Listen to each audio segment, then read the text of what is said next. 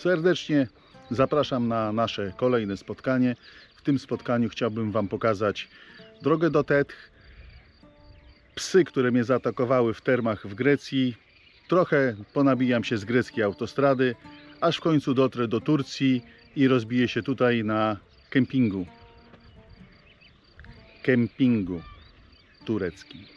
Zapraszam.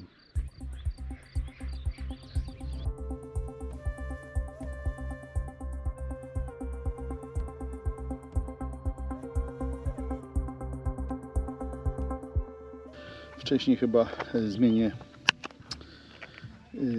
filtr, nałożę w ogóle filtr ND8 może być.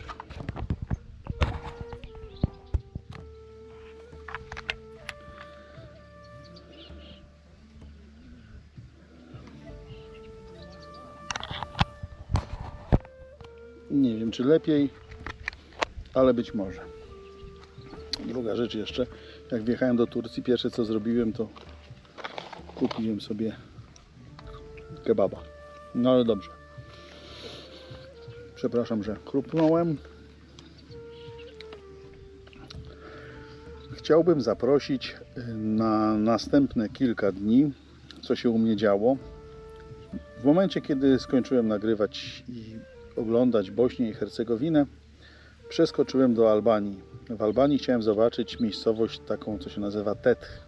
Tetch i wrażenia z Albanii, jakie odniosłem. 10 lat temu byłem w Tetch motocyklem i była to pewna przygoda, jadąc przez drogę, która była niewyasfaltowana, która wymagała trochę trudu od nas motocyklistów wtedy, bo nikt inny się wtedy tam nigdzie nie zapuszczał. To było chyba, nie pamiętam, 2012-2013 rok. Później byłem chyba w 2016. To już była część drogi wyasfaltowanych do Tetch i już było inaczej. Ale teraz po prostu dla mnie czar prysł w ogóle. To jest typowa, żywa komercja od A do Z. Od samego początku w miejscowości bodajże Koplik, jak się startuje, przez 60 km, na początku mniej, ale później są kempingi, kawiarenki, tego nigdy tam nie było. Więc myślę, że to w pewnym sensie ta przygoda, która była, minęła już u mnie, nie ma po co tam wracać. Oczywiście jedno jest na pewno piękne, to są cały czas te góry przeklęte i cały czas krajobraz.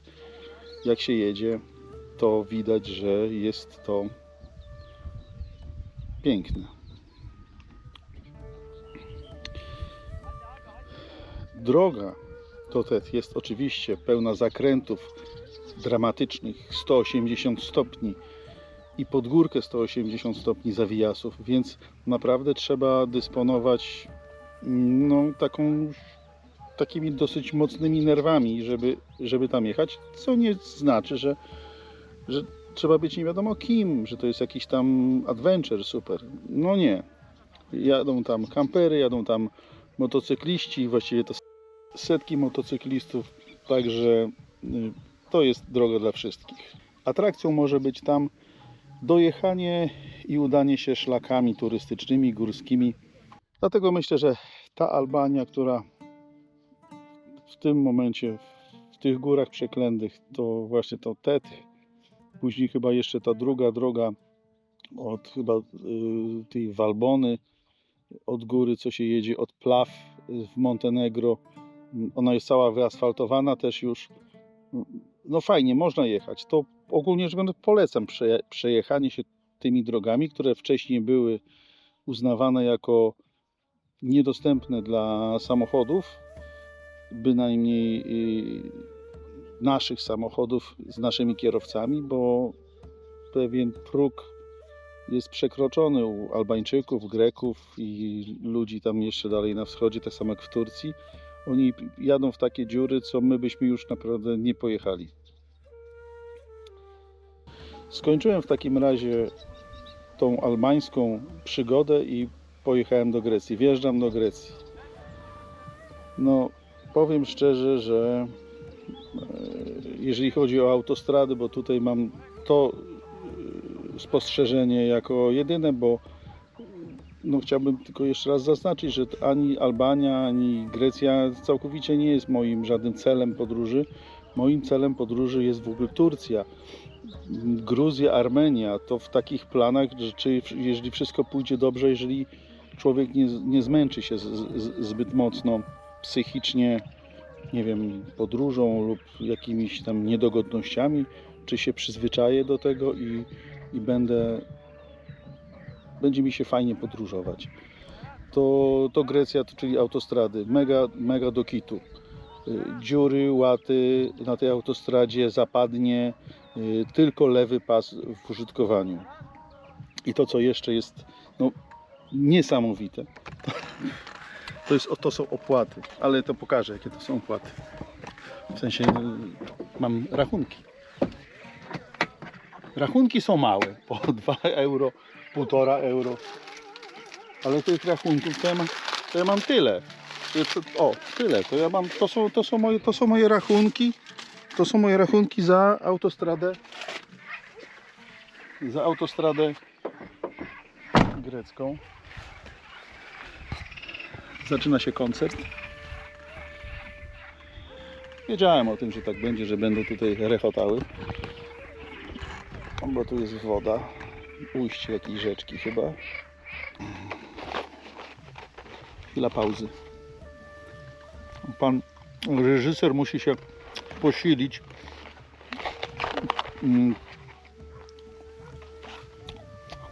Usta donerci, czyli mistrz donera. Usta to nie są usta, tylko u Turków to się nazywa, że to jest mistrz. Właśnie. No i zaraz ktoś powie, że jak jem, to pluję. Jest to niekulturalne.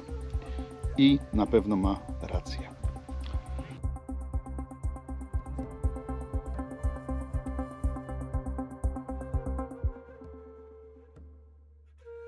Tak po prostu rozkładam panel.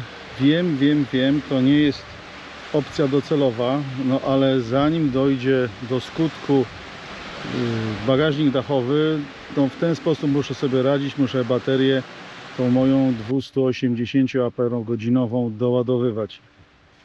Jestem teraz w Grecji, jakieś 250 km od Uppsala, od przejścia granicznego z Turcją na wybrzeżu. No i jak słońce wyjdzie, potrafi panel w tym położeniu dać 175 W. Panel 200-watowy. Chciałem to pokazać na aplikacji Victron, no ale akurat słońce zaszło i tutaj nic pewnie się nie zobaczy. Jest 90, 108. No słoneczko po prostu pracuje zza chmur.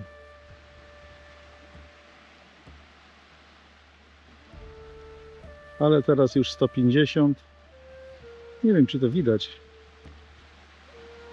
Zakładajmy, że widać. 165, 174, 178, 179, 179 i trzymał na 179 maksymalnie.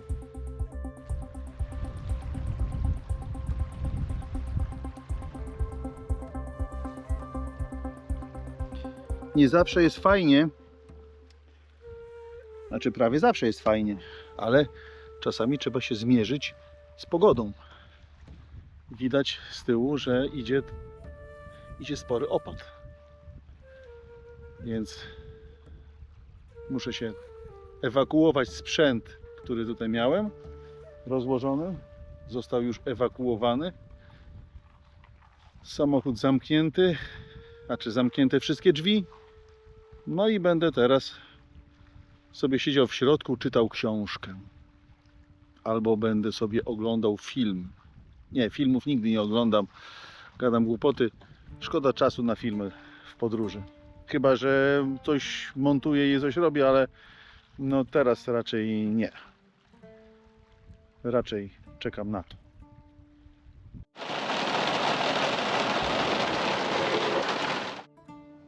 Jeszcze jest w Grecji bardzo fajne miejsce. Nazywają się to termy Efelteron.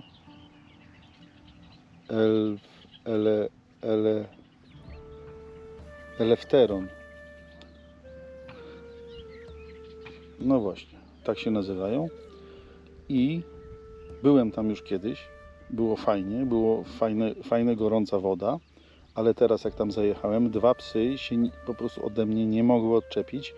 I nie to, że przekupiłem ich, przekupiałem, ale nie dało się. One zjadły i one później, one dalej się do mnie rzucają, obszczykują mnie i powiem szczerze, że no, być ugryzionym, chapniętym przez takiego byczka, który nie wiadomo czyj jest, no nie wiem, no może nie jest wściekły, ale no to spaprany wyjazd, no wolałem się wycofać, także tam nie byłem, przeszedłem tylko się chwileczkę.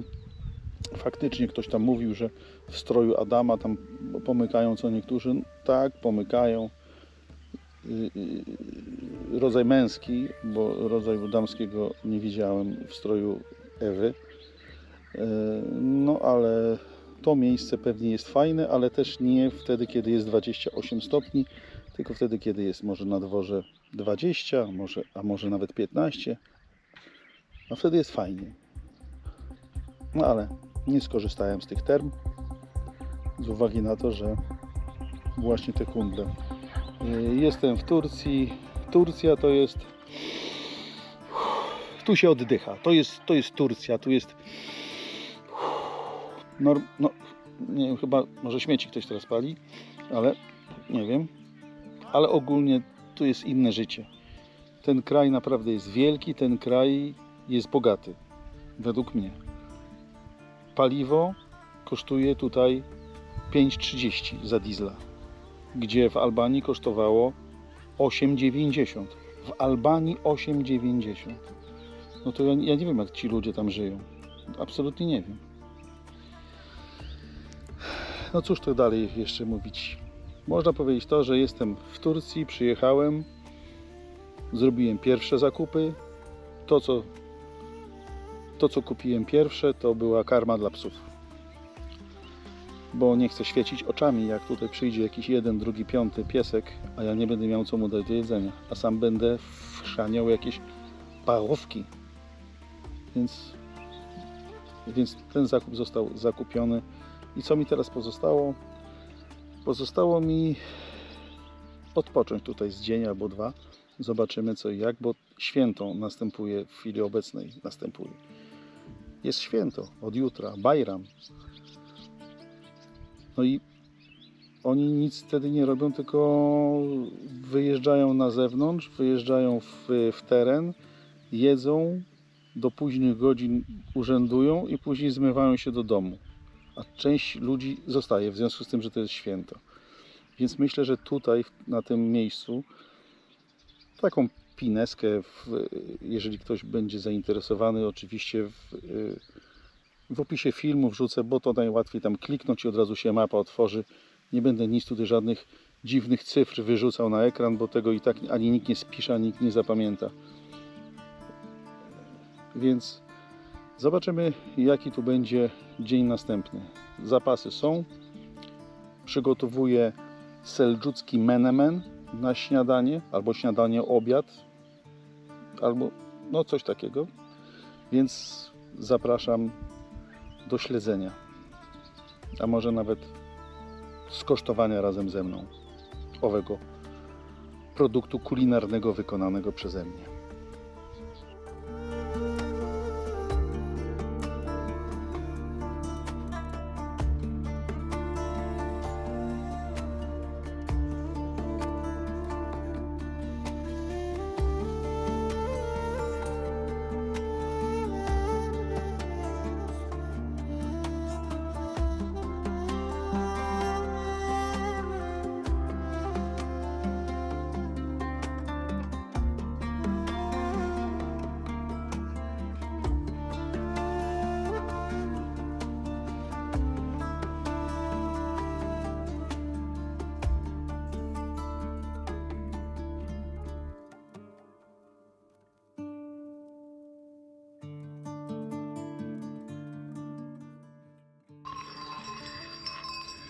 Częsty widok na kempingach to przepędzane stada owiec i kóz w poszukiwaniu trawy.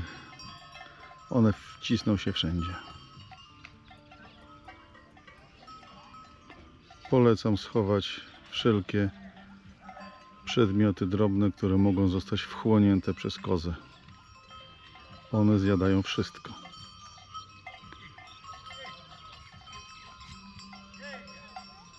No ciekawe, czy przyjdą koło mnie, ale nie wydaje mi się. Pasterz się tam pogania. Jest kolejny poranek w takim miejscu obozowym. Jestem na Italian Bay, tak to się nazywa na mapie Google. Jest tutaj pole, plac, nazywany czasami jako kemping, ale chciałbym powiedzieć trochę o życiu kempingowym, taką namiastkę turecki. I na przykład ci Państwo, którzy stoją tutaj za mną, przyjechali o 23:30 i rozbijali się do 1:00.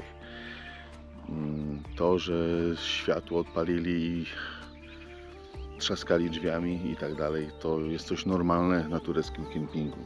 Oni często przyjeżdżają o 23:00, 22:00. Tutaj ktoś był i zostawił śmieci po swoim paleniu. Niby takie kulturalne śmieci, ale te śmieci później psy rozciągają. Tam w oddali jest pani, która chodzi i wydawało się, że zbiera śmieci, ale nie, ona nie zbiera śmieci. Ona zbiera resztki patyków, traw, bo oni tutaj wszyscy rozpalają ognisko. Wszędzie, gdzie tylko można rozpalić ognisko, to będzie ono rozpalone. Tak samo jak ten mężczyzna przy tym białym samochodzie, on również rozpoczyna rozpalanie ogniska w związku z tym, że będzie przygotowywał herbatkę. I takie tutaj po prostu. A tam kiedyś jeszcze było miejsce takie, że palili te śmieci tam. To już w ogóle taki był dół. Widocznie ciężko postawić tutaj śmietnik i takie jest życie. A ja sobie siedzę cichutko, powolutku tutaj z boku. No i przygotuję się do śniadanka.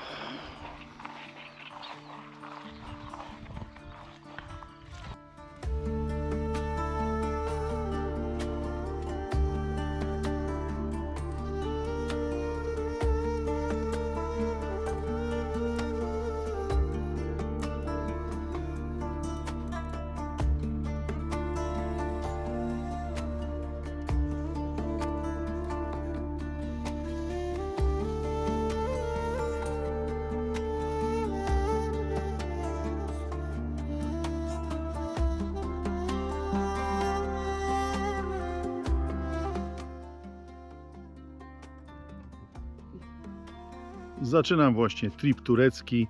W takim razie serdecznie zapraszam do Turcji.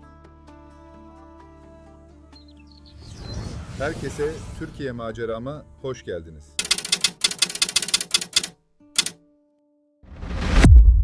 No tak może powinienem nagrywać. O tak. Teraz jest dobrze, bo nie widać mojego brzucha. To ja brzucha nie mam. To po prostu taka perspektywa jest z dołu, że ci brzuch po prostu się robi. Specjalnie to robię, żeby odstraszać potencjalne kandydatki, które chciałyby ze mną jeździć. No właśnie.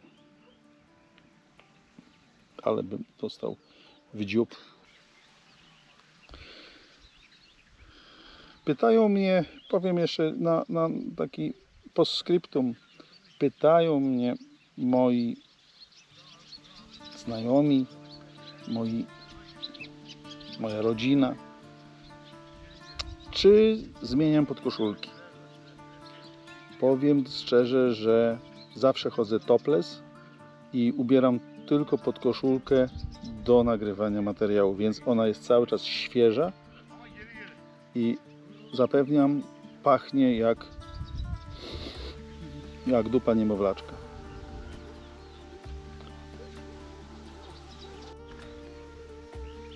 No, nareszcie koniec nagrywania.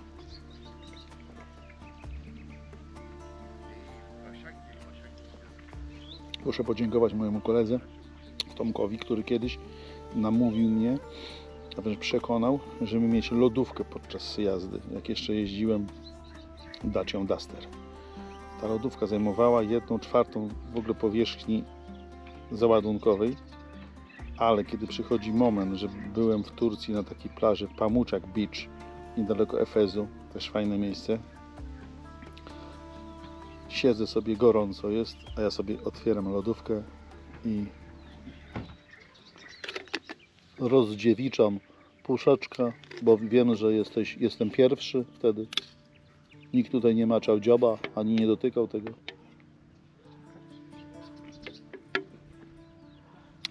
Fantastico.